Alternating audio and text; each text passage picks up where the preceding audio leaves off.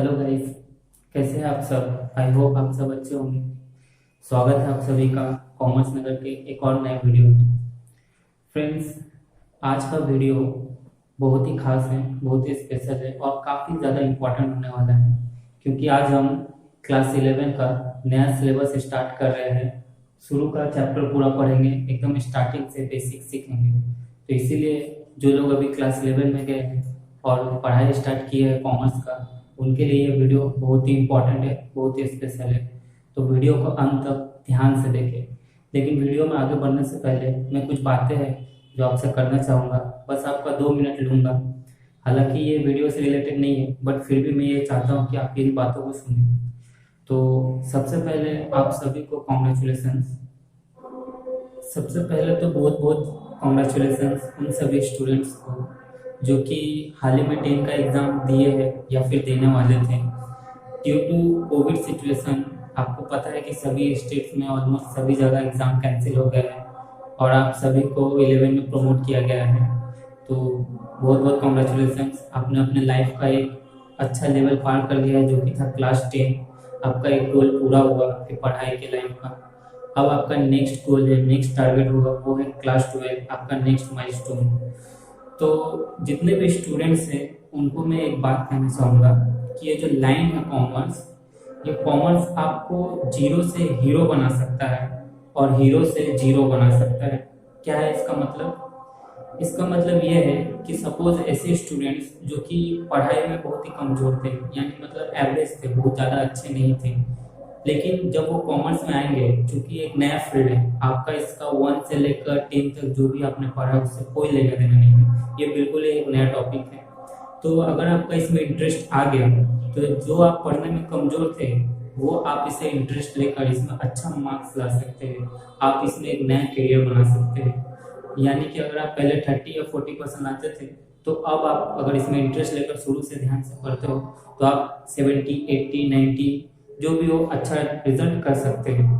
ये बात है। और वैसे स्टूडेंट जो कि बहुत ही ज़्यादा इंटेलिजेंट थे या जिनका पढ़ाई अच्छा था और बहुत ज़्यादा मार्क्स लाते थे, उनका रिजल्ट भी बहुत अच्छा था, तो जरूरी नहीं है कि आप कॉमर्स में भी आके आप वैसा ही अच्छा परफॉर्मेंस दो। डिपेंड करता है। अगर आपने ध्यान से नहीं पढ़ा, अगर आपने ध्यान नहीं लगाया और आपको इसमें इंटरेस्ट नहीं आया, तो हो सकता है कि आपके परफॉर्मेंस डिक्रीज हो जाए और आप मतलब पहले अगर अच्छा नंबर लाते थे तो अभी अच्छा मार्क्स ना लाओ, आप एवरेज या बिलो एवरेज आ जाओ। तो इस बात को जरूर ध्यान रखिएगा। ये आपके लाइफ चेंजिंग बन सकता है, आपके लाइफ में एक चेंज ला सकता है, टर्निंग पॉइंट ला सकता है। तो आपके पास एक मौका भी है कि अगर आपका रिजल्ट पहले अच्छा नहीं था या पढ़ाई में पहले बेटर नहीं थे, तो अब आप अच्छे से मन लगा के पढ़ सकते हो। चूंकि नया टॉपिक है, हर चीज़ पूरा बेसिक्स ABCD से सिखाया जाएगा, तो अभी से ध्यान से पढ़िएगा और अच्छा मार्क्स लाइएगा, अच्छा रिजल्ट कीजिएगा और अच्छा करियर बनाएगा। बस यही बातें आप ध्यान में रखिएगा और इसी को ध्यान में रखते हुए आप 11 और 12 को पढ़ाई कीजिएगा। तो चलिए वीडियो को स्टार्ट करते हैं।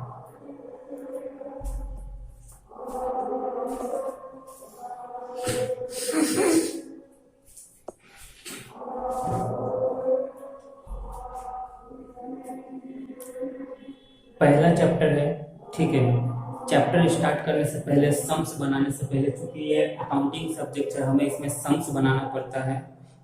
सॉरी, थोड़ा सा नॉइज आएगा क्योंकि जिस दिन मैं ये वीडियो रिकॉर्ड कर रहा हूँ आज आपका ब्लड डोनर डे है, रक्तदान दिवस है, तो बाहर कैंपिंग चल रहा है, तो उसी के लिए थोड़ा आवाज़ आ सकता है, तो उसके लिए सॉरी।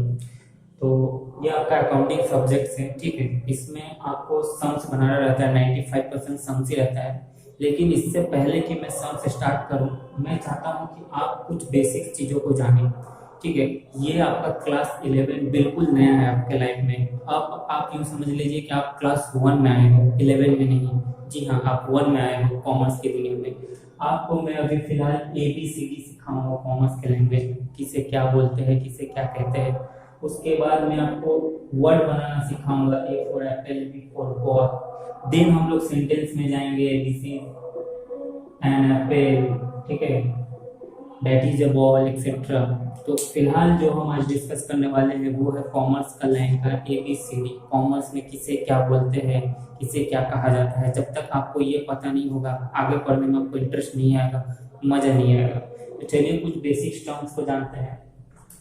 ये आपका एग्जाम में भी आएगा, ठीक है, 1 मार्क्स के आते हैं, तो वैसे भी आपको जानना जरूरी है, ये बहुत ज्यादा इम्पोर्टेंट है। तो सबसे पहला आता है अकाउंटिंग। अकाउंटिंग क्या है? तो अकाउंटिंग को सबसे इजी में हम डेफिनेशन में बोल सकते हैं कि अकाउंटिंग एक प्रोसेस है, एक आर्ट है। किस चीज का प्रोसेस है, किस चीज का आर्ट है? Collection of data. आपका जितना भी अकाउंटिंग डाटा है, जो भी आपका हिसाब किताब का इंफॉर्मेशन है, पहले तो आपको उन सबको कलेक्ट करना है, एक जगह इकट्ठा करना है, फिर उसे रिकॉर्ड करना है एक अकाउंट में, एक खाते में उसे रिकॉर्ड करना है, उसे समराइज करना है, यानी उसको जोड़ घटाव प्लस माइनस गुना भाग जो भी है वो सारा कुछ करना है, और कम्युनिकेट करना है, और उस इंफॉर्मेशन को लेकर उसका इस्तेमाल करना है कि उसका आगे किस तरह से उसे यूज किया जा सके। तो अकाउंटिंग इज द प्रोसेस और art of collecting, recording, summarizing and communicating financial transaction information. Financial transaction का मतलब होता है पैसे से रिलेटेड लेन देन, पैसे से रिलेटेड जानकारी, ठीक है। तो ये सबसे इजी डेफिनेशन है। अगर आप इस चार्ट को याद रखें, it is a combination of art and science both. आपका अकाउंटिंग जो है वो आर्ट और साइंस दोनों का मिक्सचर है, दोनों का कॉम्बिनेशन है। वो कुछ इस तरह से कि जो अकाउंटिंग होता है उसे हमें बहुत ही अच्छे तरीके से एक खाते में, एक रजिस्टर में बहुत ही सुंदर और सजा के बहुत ही साफ सुथरा लिखना पड़ता है, एक कला है, ताकि कोई भी जब उसे देखे तो उसे आसानी से सारी चीजें समझ में आए। और साइंस इसलिए क्योंकि इसमें ऑफकोर्स हम लोग जोड़ घटाव गुना भाग प्लस माइनस डिवीजन मल्टीप्लिकेशन ये सारे कुछ करते हैं, फिर फॉर्मूलाज यूज करते हैं, तो इसीलिए इसको combination of art and science दोनों बोला जाता है। ये था अकाउंटिंग क्या है वो आपने समझा। अब चलिए बात करते हैं अकाउंटेंसी क्या है। देखिए अकाउंटिंग और अकाउंटेंसी दोनों एक ही है, बट थोड़ा सा डिफरेंस है। अकाउंटिंग में हमने क्या देखा कि ये प्रोसेस है जिसमें हम डाटा को कलेक्ट करते हैं, उसे रिकॉर्ड करते हैं, समराइज करते हैं, और फिर एट द एंड उसका कम्युनिकेशन करते हैं। तो अकाउंटेंसी क्या है? Accountancy is the knowledge of how to make accounting. Accountancy वो नॉलेज है, वो टेक्निक है, वो विद्या है, वो कला है। मतलब हम ये सारा काम करेंगे कैसे, कैसे सीखेंगे, तो वो जो टेक्निक है या वो जो ज्ञान है जिसमें वो सिखाया जाता है उसी को अकाउंटेंसी कहते हैं। The knowledge of how to make accounting is called accountancy. किस तरह से अकाउंटिंग करे, इसी नॉलेज को हम लोग अकाउंट। नेक्स्ट अब हम बात करते हैं यूजर ऑफ अकाउंटिंग, यानी हम ये जो सारा हिसाब किताब करेंगे ये सिर्फ हम अपने लिए नहीं करेंगे, इसे और कौन कौन यूज कर सकता है। आपका वो रजिस्टर, वो खाता, वो सारा इंफॉर्मेशन जो आपने कलेक्ट किया है, जिसे आपने एक जगह पे लिखा है, सिंपल लैंग्वेज में आपका अकाउंटिंग बुक, आपका अकाउंटिंग इंफॉर्मेशन, इसको कौन कौन यूज कर सकता है, कौन कौन इस्तेमाल कर सकता है इसका। सिर्फ आप नहीं, आपके अलावा और भी कई लोग हैं। तो वो कौन कौन है वही देखेंगे इसमें। तो पहला है आपका, जानेंगे यूजर ऑफ अकाउंटिंग इंफॉर्मेशन के इंटरनल यूजर और एक्सटर्नल यूजर। ये जो इंफॉर्मेशन है इसको दो तरह के लोग यूज कर सकते हैं, दो तरह से इसका इस्तेमाल किया जा सकता है। पहला है इंटरनली और दूसरा है एक्सटर्नली। तो इंटरनल यूजर्स में जैसे आपका आता है मैनेजमेंट ग्रुप, जो आपके बिजनेस को मैनेज करते हैं, उसमें बहुत सारे लोग होते हैं, जैसे बोर्ड ऑफ डायरेक्टर, ठीक है, जो भी बिजनेस का डिसीजन होता है वो ये लोग लेते हैं। साथ ही अगर आपका पार्टनरशिप बिजनेस है, अगर आपका बिजनेस पार्टनरशिप में है, 2-3 लोगों में या उससे ज्यादा लोगों में है, तो वो बिजनेस के जितने भी पार्टनर्स है वो भी इस अकाउंटिंग जो इन्फो है उसका इस्तेमाल कर सकते हैं, उसे चेक कर सकते हैं, उसे देख सकते हैं। उसके अलावा मैनेजर्स देख सकते हैं, फिर ऑफिसर्स भी देख सकते हैं। अगेन अब बात करते हैं एक्सटर्नल यूजर्स में। एक्सटर्नल यूजर्स में दो तरह के ग्रुप आते हैं। पहले आपका फाइनेंशियल ग्रुप, यानी पैसे से रिलेटेड। फाइनेंशियल ग्रुप में कौन है? आपका इन्वेस्टर है। इन्वेस्टर है जैसे आपका बैंक हो गया या कोई भी वो इंसान जिसने आपके बिजनेस में इन्वेस्ट किया, वो अथॉरिटी या कोई भी ग्रुप, तो वो जो इन्वेस्टर है जिन्होंने आपके बिजनेस में इन्वेस्ट किया हुआ है, वो लोग आपका अकाउंटिंग इन्फो को चेक कर सकते हैं। देन आते हैं लेंडर्स, ठीक है, साहूकार आपके जिनसे आपने उधार लिया हुआ है। सप्लायर्स, जो आपको माल सप्लाई करते हैं, आपके बिजनेस के लिए प्रोडक्ट सप्लाई करते हैं, ठीक है, रॉ मटेरियल या कुछ भी हो, व्हाटएवर, एटलीस्ट सप्लायर है। नेक्स्ट है पब्लिक ग्रुप्स। पब्लिक ग्रुप्स में आपका आ जाता है गवर्नमेंट एजेंसी, कोई भी गवर्नमेंट संस्था है, जैसे आपका इनकम टैक्स डिपार्टमेंट, वो लोग भी जब चाहे आपका अकाउंटिंग इंफॉर्मेशन को चेक कर सकते हैं, देख सकते हैं। लेबर यूनियन, आपका बिजनेस का जो लेबर है उनका जो यूनियन ग्रुप है वो लोग कर सकते हैं। कभी कभी एम्प्लॉयज भी चेक कर सकते हैं। और कभी कुछ सिचुएशंस में आपका कस्टमर्स भी जो है वो भी चेक कर सकते हैं। तो ये 1 मार्क्स में आता है कि यूजर्स ऑफ अकाउंटिंग इंफॉर्मेशन बताइए, ठीक है। कभी कुछ इंटरनल यूजर्स बताइए तो आपको वो लिखना है, क्योंकि ये सभी लोग कहाँ के आपके बिजनेस के अंदर करीब लोग हैं, ठीक है। बोर्ड ऑफ डायरेक्टर आपके बिजनेस में ही है, पार्टनरशिप आपके बिजनेस के अंदर के लोग हैं। और उसके अलावा अगर एक्सटर्नल बोलता है तो आप इसमें से 2-3 एग्जाम्पल लिख सकते हैं, कुछ भी हो। अगर वहाँ पार्टिकुलर बोला हो फाइनेंशियल ग्रुप्स के बारे में बताइए तो आपको इनमें से एग्जाम्पल्स लिखना है। और अगर आपको बोला है पब्लिक ग्रुप में तो इनमें से, और अगर कुछ नहीं बोला है तो आप इनमें से कोई भी लिख सकते हो, 2-3 लिखने से हुआ, ठीक है। तो हमने देख लिया अकाउंटिंग क्या है, अकाउंटेंसी क्या है और यूजर ऑफ अकाउंटिंग इंफॉर्मेशन क्या है। नेक्स्ट अब बात करते हैं ट्रांजैक्शंस के बारे में। ट्रांजैक्शन यानी लेन देन एक तरह का, ठीक है। तो it means transfer of money और money worth from one party to another. यानी अगर मनी पैसों का या फिर कोई ऐसी चीज जिसका कीमत पैसे जितना ही हो, चाहे वो सोना हो सकता है, चांदी हो सकता है, आपका जमीन के पेपर से कोई भी चीज, मतलब जो पैसे तो नहीं है लेकिन पैसे जितने ही कीमती है, उनका बराबर पैसे जितना ही मोल है, तो ऐसे किसी भी चीज का ट्रांसफर एक पार्टी से दूसरे पार्टी को जब होता है तो उसको ट्रांजैक्शन बोलते हैं। अब हम लोग अकाउंट पढ़ते हैं तो बिजनेस का बात करेंगे, तो बिजनेस में ट्रांजैक्शन का मतलब क्या है। तो business transaction means it is an event involving an interchange of goods, money और सर्विस बिटवीन टू और मोर पार्टीज। बिजनेस में ट्रांजैक्शन तब बोलेंगे जब ये इवेंट है, जब इसमें आपका इंटरचेंज हो, लेन देन हो किस चीज का, या तो आपका सामान का लेन देन हो, या पैसों का लेन देन हो, या किसी सर्विस का। जैसे आप दुकान में गए, आपने दुकानदार को जाके सामान कुछ खरीदना था, सपोज आपको ये मार्कर खरीदना था, तो आपने उसको 20 रुपए दिए और बदले में आपने ये मार्कर खरीदा, तब इसे बिजनेस ट्रांजैक्शन कहा जाएगा, क्योंकि मुझे बदले में गुड्स मिला और मैंने क्या पे किया, मनी पे किया।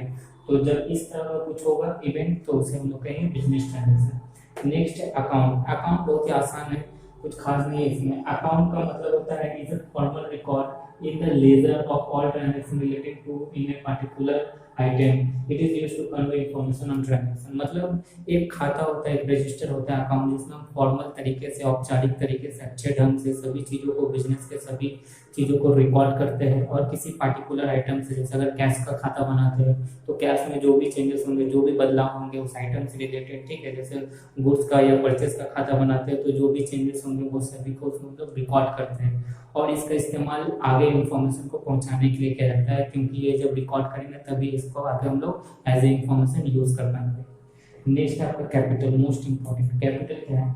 It is the amount of money, capital is the amount of money invested by the owner in his business. कोई भी ओनर जब अपना बिजनेस में, ठीक है, देखो बिजनेस करने के लिए सबसे पहले तो आपको इन्वेस्टमेंट करना होगा, आपको पैसे की जरूरत होगी। अगर आपको दुकान भी खोलना है तो दुकान के लिए भी आपको क्या चाहिए, पैसे। तो जब आप बिजनेस में पहले बार जो पैसे लगाते हो, ठीक है, जरूरी नहीं आपको पैसे हो, ठीक है, it can be in the form of money और मनी वर्थ। आप पैसों के साथ साथ और बहुत कुछ ला सकते हो। आपका ऑफिस, आपने चेयर लाया, टेबल लाया, कुर्सी लाया, लाइट लाया, पंखा लाया, तो फर्स्ट टाइम बिजनेस को स्टार्ट करते हो, जो भी आप उसमें इन्वेस्ट कर रहे हो, जिसे हिंदी में पूंजी कहते हैं, उसे इंग्लिश में कैपिटल कहते हो। Capital is the amount of money invested by the owner. Business का मालिक जो अपना बिजनेस में पैसा लगाता है या कोई एसेट्स लेकर आता है, कोई संपत्ति लेकर आता है, तो वो जब पहला बार उसमें इन्वेस्ट करता है उसी को हम लोग कैपिटल बोलते हैं, पूंजी बोलते हैं। वो आपका कुछ भी हो सकता है, पैसा भी हो सकता है, ठीक है, लैंड बिल्डिंग भी हो सकता है, आपका चेयर भी हो सकता है, फर्नीचर भी हो सकता है, एनीथिंग, लेकिन फर्स्ट टाइम जब बिजनेस स्टार्ट हो रहा हो तब। नेक्स्ट है आपका लायबिलिटीज। लायबिलिटीज को हिंदी में बोलते हैं जिम्मेदारी या ऋण या फिर कर्ज। तो it refers to the amount और पेबल बाय द बिजनेस। आपका बिजनेस को अगर किसी आउटसाइड पार्टी को, किसी बाहरी पार्टी को, ठीक है, कुछ पैसा चुकाना है, आपके बिजनेस के ऊपर कुछ कर्जा है, ठीक है, कोई ऋण है चुकाने का, तो उसी को ही हम लोग लायबिलिटीज बोलते हैं। तो it arises because of credit transaction. इसके कई सारे कारण हो सकते हैं, लेकिन ये पार्टिकुलरली जब आप क्रेडिट ट्रांजेक्शन करते हैं तभी। जैसे आपने नया नया बिजनेस स्टार्ट किया, आपने माल खरीदा अपने सप्लायर से, लेकिन पैसा आपने संग पे नहीं किया, आपने कहा जब माल बिक जाएंगे बाद में पे कर दो। तो जैसे ही आपने ये उधारी स्टार्ट किया, संग आपका लायबिलिटी क्रिएट होगा कि आपको फ्यूचर में क्या करना है, उसको पे करना है। तो लायबिलिटी इस वजह से भी क्रिएट होता है। कोई भी हो सकता है लायबिलिटी, आपको बिजली का बिल भरना है, पानी का बिल भरना है, किसी भी तरह का ऐसा कोई भी चीज जो आपका बिजनेस का अभी ड्यू है या आपको बिजनेस को चुकाना है बाद में किसी थर्ड पार्टी को, तो आपका बिजनेस का लायबिलिटी कहलाता है। नेक्स्ट है करेंट लायबिलिटी, ये लायबिलिटी भी दो तरफ होता है, एक आपका करेंट, एक है आपका नॉन करेंट या लॉन्ग टर्म लायबिलिटी। ठीक है, ये शॉर्ट टर्म लायबिलिटी या करंट लायबिलिटी बोलते हैं, इसको लॉन्ग टर्म लायबिलिटी या नॉन करंट लायबिलिटी भी बोल सकते हैं। तो शॉर्ट टर्म लायबिलिटी या करंट लायबिलिटी क्या बोल रहे हैं, it is amount of which must be payable with in 1 year. अगर आपका कोई ऐसा जिम्मेदारी है जिसका पैसा आपको 1 साल के भीतर ही चुका देना है, ठीक है, 1 साल से ज्यादा का टाइम नहीं है आपके पास, 1 साल के अंदर ही आपको वो पैसा चुकाना है या वो लायबिलिटी आपको हटाना है, तो उस लायबिलिटी को हम लोग शॉर्ट टर्म लायबिलिटी या करंट लायबिलिटी बोलेंगे। ठीक है, जैसे आपका शॉर्ट टर्म लोन आपने बैंक से लोन लिया 2 महीने, 3 महीने, 4 महीने या 1 साल के अंदर के लिए, इस हिसाब से अगर आपने लोन लिया है, साथ में आपको क्रेडिट परचेज आपने किसी से उधारी में सामान खरीदा, उसका भी पैसा आप जनरली 1 साल का अंदर ही चुका दोगे। अब आप 10 साल तो लोगे नहीं। ठीक है, तो ऐसा कोई भी लायबिलिटी जिसका आपको 1 साल के अंदर ही चुकाना होता है, बिजली का बिल हो गया, एनीथिंग, बहुत सारे हैं। नेक्स्ट आपको लॉन्ग टर्म, इसका ठीक उल्टा। ठीक है, अगर कोई भी ऐसा लायबिलिटी है जिसको चुकाने के लिए आपके पास 1 साल से ज्यादा का वक्त है, 1 साल से ऊपर वो वक्त कुछ भी हो सकता है, लेकिन अगर 1 साल से ज्यादा का वक्त है आपके पास चुकाने का, उससे ज्यादा टाइम लग रहा है, तो उसको हम लोग लॉन्ग टर्म लायबिलिटी बोलेंगे या नॉन करेंट लायबिलिटी बोलेंगे। जैसे कि आपका डिबेंचर, डिबेंचर का मतलब होता है ऋण पत्र, ये एक तरह का आपका तरीका है जिससे बिजनेस पब्लिक से पैसा मतलब लोन पे लेती है। तो ये लॉन्ग टर्म ही होता है, 1 साल से ज्यादा का ही होता है। उसका बाद आपका लॉन्ग टर्म लोन आपने बैंक से लोन लिया, लेकिन लंबे समय के लिए, 1 साल से ज्यादा के लिए, 1.5 साल, 2 साल, 5 साल, 3 साल, कुछ भी, तो वो लोन हो गया। फिर बॉन्ड्स हो गया, इसमें भी बहुत टाइम आपको होल्ड करना पड़ता है, ये भी लिया जाता है। अभी आपको समझ में नहीं आएगा ये, तो धीरे धीरे जब आप कॉमर्स में और आगे पढ़ेंगे तब आपको समझ में आएगा। तो ये तो कुछ पहले हमने जाना ट्रांजेक्शन क्या होता है, किसी भी तरह का ट्रांसफर अगर हो रहा है, मनी या मनी वर्थ कोई चीज है, उसको बोलेंगे। बिजनेस में क्या होना चाहिए, आपका मनी, गुड्स और सर्विस का इंटरचेंज होना चाहिए, इसका ट्रांसफर होना चाहिए, एक्सचेंज होना चाहिए। नेक्स्ट है आपका अकाउंट, अकाउंट में वही फॉर्मल रिकॉर्ड, एक खाता, और कैपिटल, जो ऑनर अपना पैसा इन्वेस्ट करते हैं बिजनेस में, उसको कैपिटल बोलते हैं। लायबिलिटी अभी हमने पढ़ा।